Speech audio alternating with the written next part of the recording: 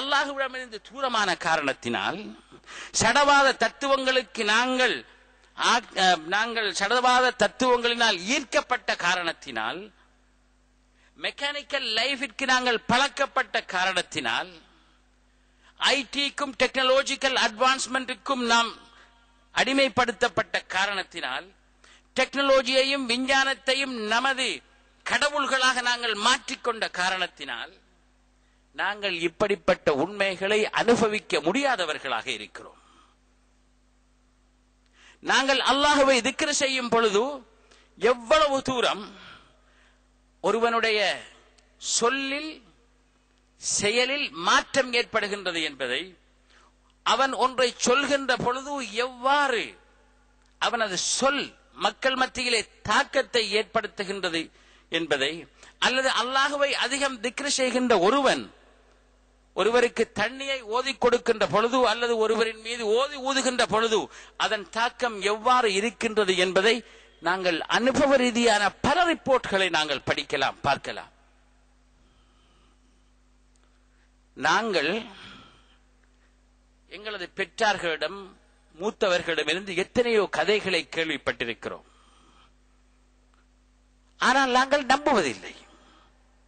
அந்த நம்பிக்கை இல்லாததன் காரணத்தினால் எங்களுக்கு அல்லாஹ் அதனை கொடுப்பதில்லை. எங்களுக்கு கிடைக்கவில்லை என்ற காரணத்தினால், எங்களது செல்ஃபிஷ்னஸ் காரணமாக அவ்வாறு ஒன்று இல்லை என்று நாங்கள் கூற முன் வருகின்றோம். ஆனால் அல்லாஹ் சொல்கிறான், ஸல்லல்லாஹு அலைஹி வஸல்லம் அவர்கள் சொல்கிறார்கள், நீங்கள் உண்மையாக தவக்குல் செய்தால் உங்களுக்கு அது பறவைகளுக்கு உணவளிப்பது போன்று நாங்கள் செய்வோம், நீங்கள் தேட வேண்டிய அவசியம் இல்லை, அல்லாஹ் தருவான். وَمَنْ يَتَوَكَّلْ عَلَى اللَّهِ فَهُوَ حَسْبُهُ. எவன் அல்லாஹ்வின் மீது உண்மையான தவக்குல் வைக்கின்றானோ அவனுக்கு அல்லாஹ் போதுமானவன். அவ்வாறு உண்மையான தவக்குலை வைத்து நீங்கள் அல்லாஹ்விடம் நெருங்குங்கள். அவன் உங்களை கைவிடுகின்றானா அல்லது உங்களை ஏற்று உங்களை பராமரிக்கின்றானா என்பதை அப்போது பார்க்கலாம். உண்மையிலேயே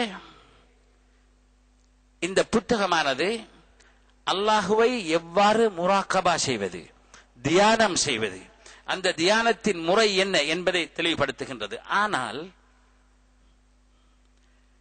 அதன் முதற் பகுதிகளுக்கு பிறகு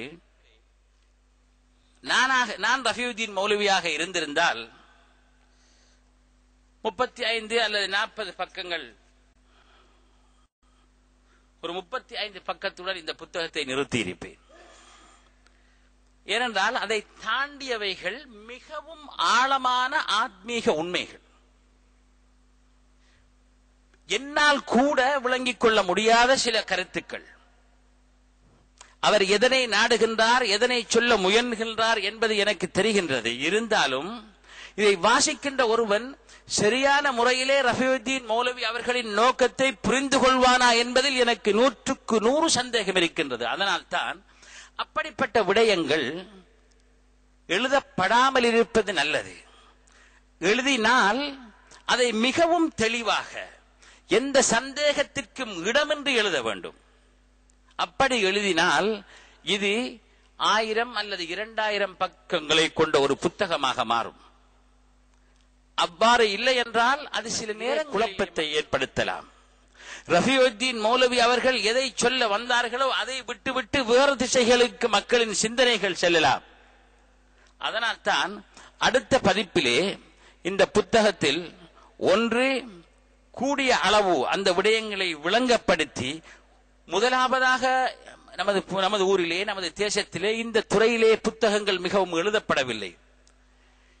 மக்களிடம் இருக்கின்ற அறிவு ஆல்மோஸ்ட் 0.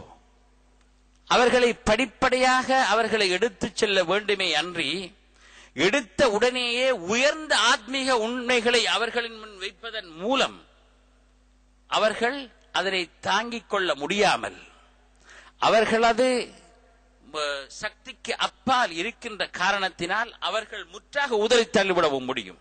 அதனால் தான் பெரியார்கள் கூட இமாம் அல் ஹாரிஸ் அல் முஹாசிபி அஹ்மது பின் ஹம்பல் ரலியல்லாஹு தஆலா அன்ஹு அவர்களுடைய நண்பன்,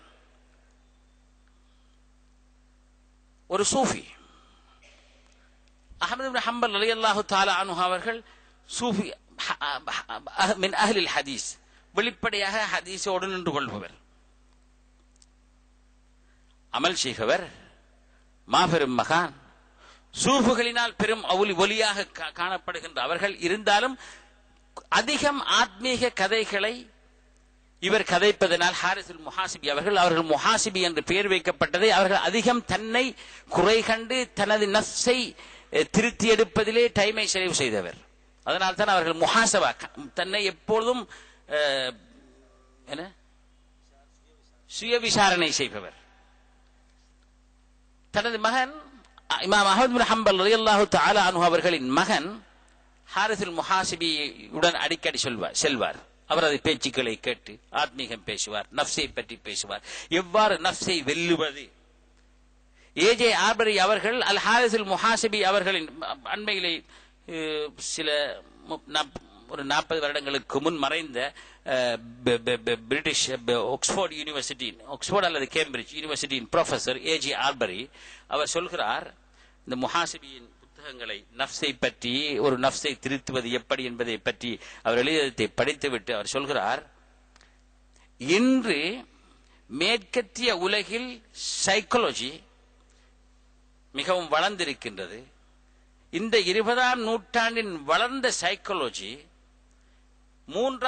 ஹிஜ்ரி 3ஆம் நூற்றாண்டில் வாழ்ந்த முஹாசிபியின் சைக்காலஜிக்கல் ரைட்டிங்ஸ் எழுத்துக்களோடு ஒப்பிட்டு பார்க்கின்ற பொழுது